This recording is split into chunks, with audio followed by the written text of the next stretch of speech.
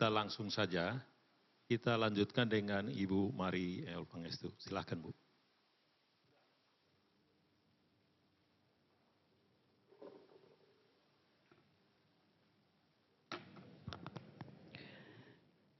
Selamat pagi, salam sejahtera bagi kita semua. Yang terhormat Bapak Susilo Bambang Yudhoyono, Pak Agus, dan Ibu, Pak Edi Baskoro dan Ibu, dan tentu seluruh pengurus dan pejabat dari TYI, dan excellencies, fellow panelists, dan tentu bapak-bapak dan ibu-ibu dari segala macam stakeholders yang hadir pada pagi hari ini.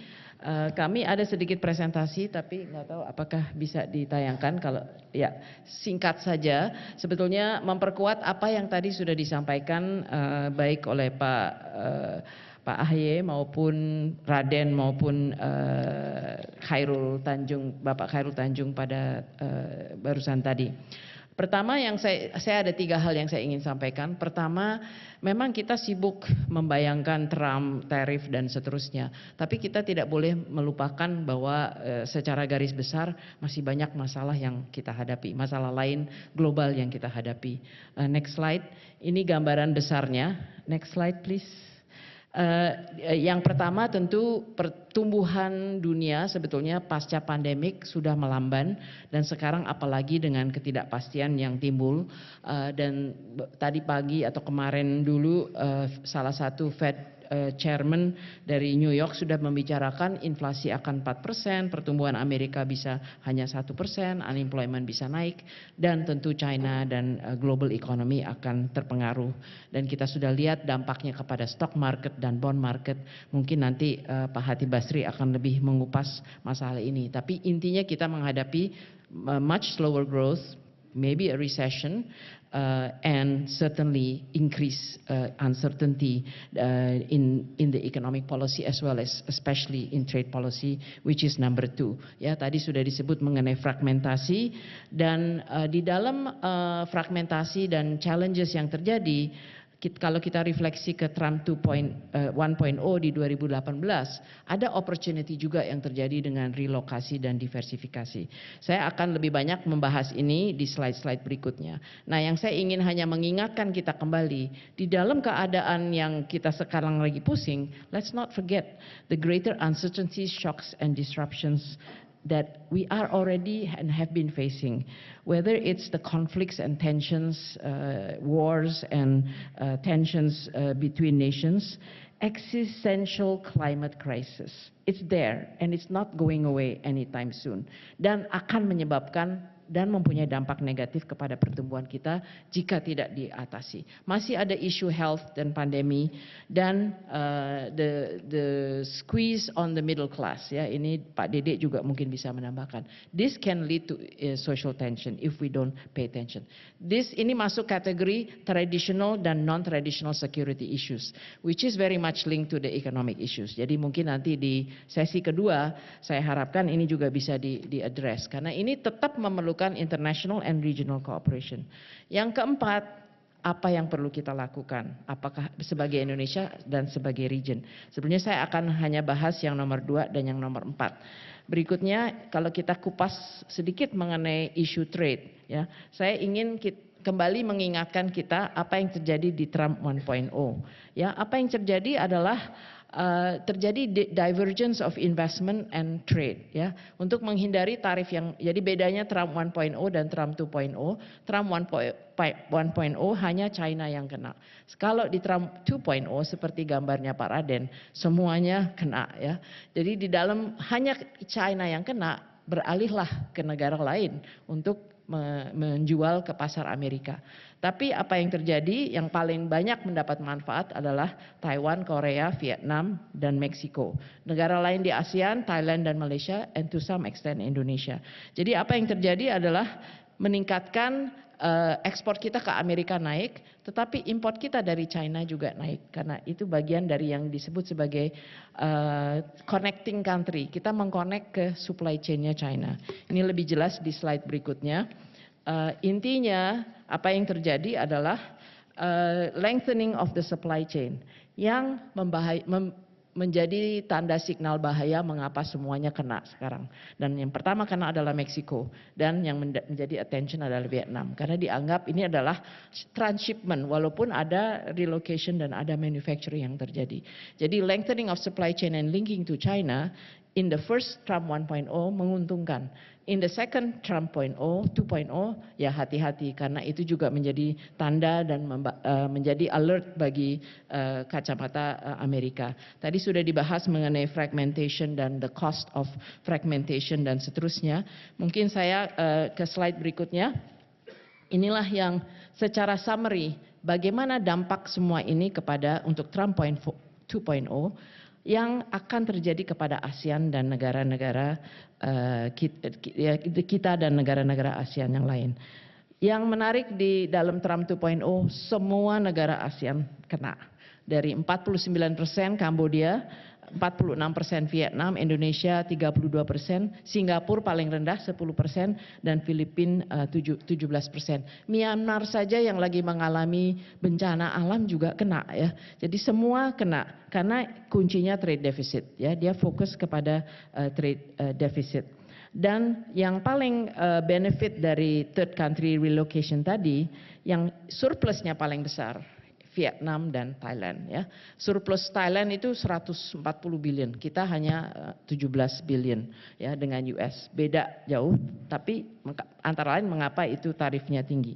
Dampaknya kepada growth, trade and our prospect for growth itu akan berbeda tergantung dependence kita kepada trade to GDP ratio yang ada di paling bawah kanan, di mana Vietnam, Kambodia dan Thailand, Vietnam, Kambodia, Malaysia yang trade to GDP-nya tinggi ya, dan Indonesia rendah. Jadi maka itu tadi Pak Hairul mengatakan dampak ke Indonesia mungkin relatively less dibanding dengan negara lain dan dependensi kita kepada US exports. Ada banyak modeling exercise yang sudah terjadi, ada yang ini sebagai gambaran saja, yang warna orange itu yang paling tinggi contraction-nya, yaitu Vietnam. Sekitar -2 sampai -2.5%. Dan ini tadi Pak Hairul benar sekali mengatakan, it's not just the direct impact of the reciprocal tariff, tapi the second round effect terhadap China dan terhadap trade war dan terhadap global growth. Second round, kalau masuk second round itu akan lebih parah lagi. Jadi maka itu untuk Vietnam -2 to -2.5. Untuk Indonesia, all the models are showing relatively low ya, kira-kira 0,3 sampai 0,5% dampak kepada pertumbuhan kita. Nah, ini yang gambaran luasnya dan yang memberi dampak kepada kita US economic decline, 1% US economic growth decline leads to about -0.6 average nih ya on ASEAN growth. For China it's -1% decline in China is -0.3%. Nah, yang menarik, global uncertainty is going to lead to -0.8% decline in growth. Jadi ini sebetulnya kuncinya global uncertainty. Oke, saya akan tutup dengan topik ketiga. Apa yang perlu kita lakukan? Semua lagi bingung kan ya. Jadi orang oke, don't panic, be calm. What do we do ya? Dan masalahnya tadi mungkin baik Pak Raden maupun Pak Hairul menggambarkan sebetulnya targetnya apa ya? Jadi kita semua lagi menebak-nebak. Sebetulnya Presiden Trump tuh maunya apa? Nurunin defisit, good deal atau apa? Jadi semua negara sebetulnya sedang menebak-nebak dan di dalam Amerikanya sendiri pun pejabat Amerika juga harus menginterpretasi keinginan dari leadernya ya. Tapi anyway, ketidakpastian meningkat. Ada yang kita sebut sebagai weaponization of trade for security, di-re-emphasize lagi ya. Dia mengatakan I'm WTO compliant, I'm using security exclusion ya, ada itu di WTO artikel 21 to implement all these tariffs because it's affecting the US security. Trade deficit, loss of jobs is a US security. Itu dia yang dia gunakan. Ya, inilah di mana nexus antara ekonomi dan security sekarang udah tidak bisa terpisahkan lagi ya. Jadi tambah parah, tambah menajam ya. Dan ini semua akan mempunyai dampak kepada pertumbuhan dan trade dan investment. Apa yang perlu kita lakukan? Di jangka pendek kita harus bisa deal dengan US Tetapi menurut saya kita juga harus deal dengan China. Ya.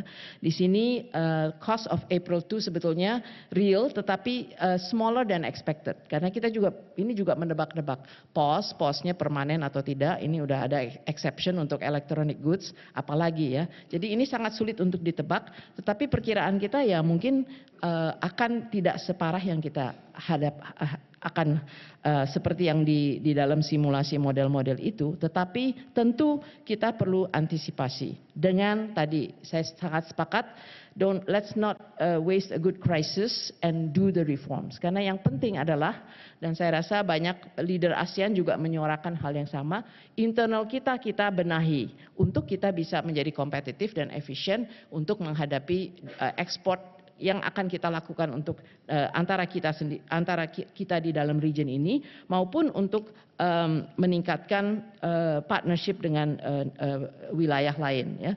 Jadi intinya the model of waiting for relocation karena tarifnya berbeda-beda antara negara is not a sustainable model. Ya. It's in the short term mungkin akan kita tangkap, tetapi that's not the sustainable model. Expecting higher growth from China juga not sustainable development model. Kita perlu melakukan reform domestik di dalam negeri. Nah, isinya apa? Mungkin nanti kita bisa kupas di dalam tanya jawab, tetapi sebagai DEN kita sudah mendalami hal ini bersama-sama dengan kantor Menko Perekonomian dan KL yang lain. Intinya adalah bagaimana kita melakukan mereduce, ya ini sedih sekali karena kita udah pada 2004 melakukan ini Pak SBY, waktu kita masuk kita melakukan reform, sekarang sebetulnya kurang lebih sama, reduce high cost economy, there is a trade component, import licensing, non-tariff barriers, investment, OSS, dan menyederhanakan semua lisensi-lisensi. Ada bagian yang memperbaiki sistem TKDN, ada juga yang terkait dengan basically good governance and increasing transparency and monitoring dari policy-policy kita. Ya. Dan ada juga yang harus berpihak kepada sektor-sektor yang akan paling terkena dampak dari slowdown maupun dari dampak tarif. Ya. Sektor-sektor padat karya seperti garment, footwear, electronics, dan juga furniture, dan yang akan terkena seperti udang, ya, udang kita akan kena. Ini semua harus ada policy khusus, plus bagaimana manage PHK dan menjaga daya beli. Ya, jadi masih ingat Bapak SBY buying policy, ya itu yang akan mendrive domestic growth.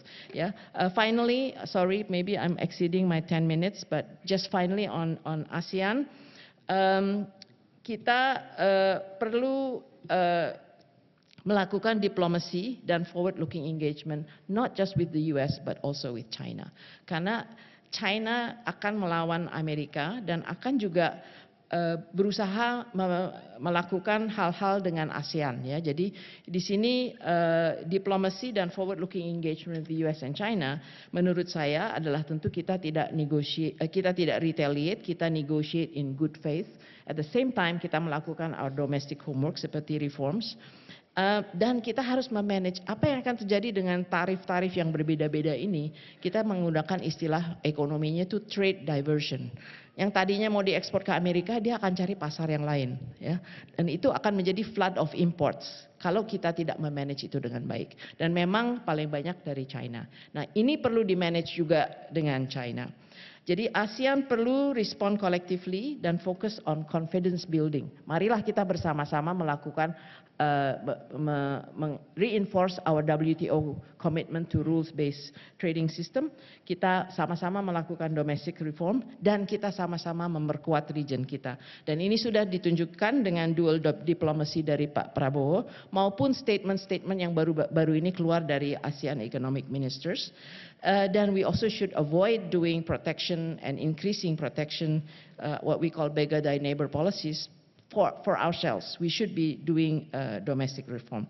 ASEAN leadership is key dan calling other, jadi diversification of partners, dan RCEP ini adalah platform yang luar biasa bagus dan penting untuk kita kembangkan dalami, dan ini lahir pada zaman Bapak SBY 2011 pada saat kita menjadi tuan rumah ASEAN, dan ini adalah potential platform ASEAN leadership menggandeng semua dialog partners yang ada, plus kita juga bisa membuka kepada yang lain.